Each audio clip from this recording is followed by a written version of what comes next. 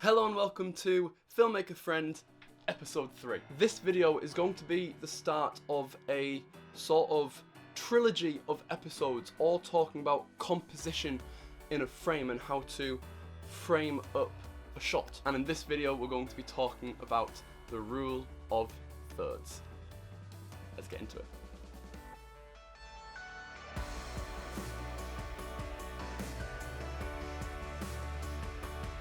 So what is the rule of thirds and where does it come in handy and why is it important and what does it mean? In short, the rule of thirds is a compositional tool to help you frame up a shot nicely, in which you divide the frame up into 9 evenly divided sections using horizontal and vertical lines. From there, the rule of thirds states that your subject of your shot is to be placed on one of the 4 points that are created when you combine those horizontal and vertical lines to draw focus to your subject, to the subject that you wish to have. You can see it in modern blockbusters, you can see it in photography all the way through photography, and you can see it even before cameras were invented in drawings and paintings. The rule of thirds is a long-standing rule and a long-standing tool that people have been using for centuries in artwork. And modern technology assists in creating that visual storytelling. On most DSLR or mirrorless cameras, there will be a setting in there where you can put in the lines so you can frame up the shot properly. Why is Steam loading up?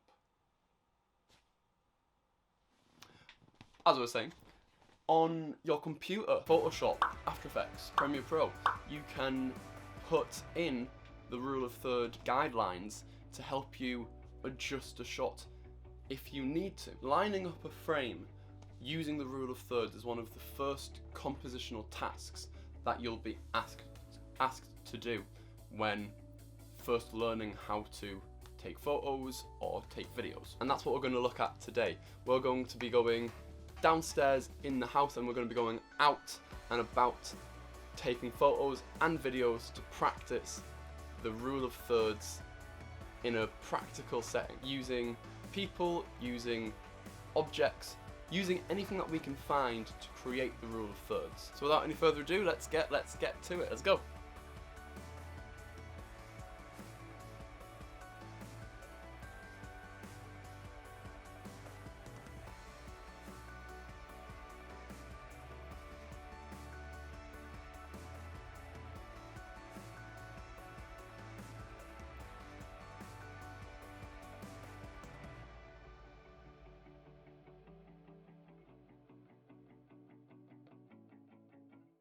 Another vitally important part of the rule of thirds isn't just about placing the subject in one of the 4 points of interest in the frame, but also about dividing a frame into 3 sections. You can do that either vertically or you can do that horizontally. In most situations, it's foreground, background, sky as the 3 sections of the photo. That's generally what happens in landscape photography. However, that's not necessarily all you have to be using it for. For example, in this frame here, I'm using the sofa to divide the frame up. I'm using the front or the bottom bit of the sofa to divide the first section, the cushions to divide to the second, and then the wall is, the background is the sky in that option.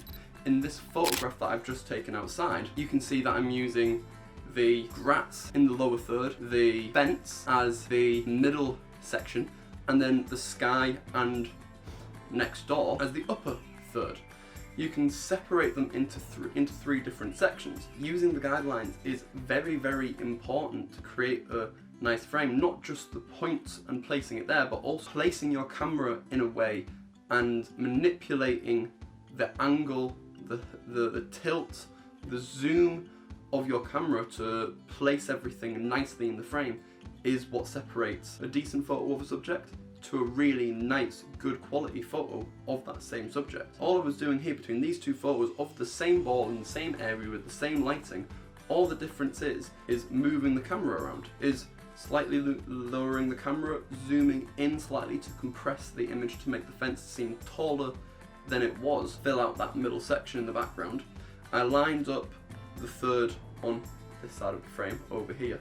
I lined that up to line up with where the shed ends, angled it so just so that there was at least one more defining line to separate the third from the, I've just got a text, from the rest of the video.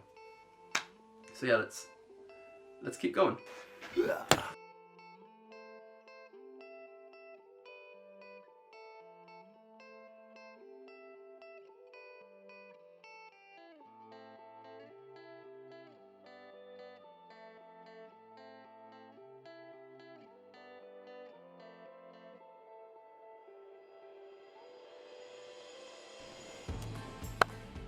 Alright, I've just taken my shots. Really busy on the high street today, but there's a lot of coaches around and there's a police car just down there. I feel like there's an event on, but I'm not sure. Anyway, I'm getting distracted.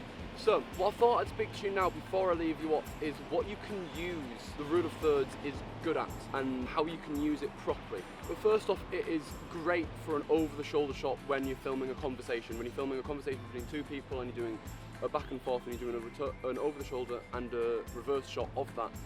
The rule of thirds is great to have the focus brought to the face of your actor in a nice looking shot. It's also great for establishing shots. In this shot that I got of the church that's just behind me here, I focused in on a specific point on the area that I'm filming on, the part that I'm establishing.